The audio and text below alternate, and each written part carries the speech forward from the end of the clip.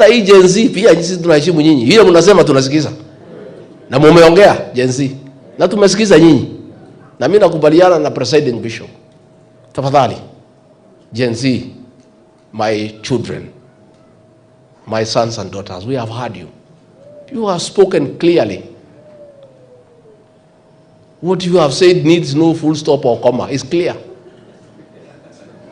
Lakini sasa mkitoka wakora wana hijack mambo yenu. Wezi wanaanza kuiba mali ya watu, si ndio? So we want to ask the Gen Z, you have spoken, we have heard you. Please don't allow your protest to be hijacked by criminals, people with criminal intent to steal property, to destroy property. I think what you have said is now enough. You don't need to say anything more. Rais amesikia, serikali imesikia, kila mtu amesikia.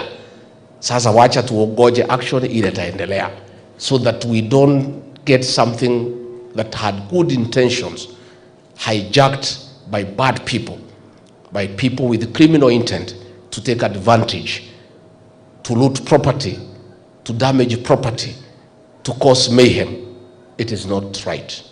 Nikimalizia, County Commissioner and your team, I want to thank you for the wall on alcohol. Tuendelee. President aliongea tukiwa pale Nyandarua, the instructions are clear. That war must continue. Please sit down. Tuyo na bere na kuhana joye ibako.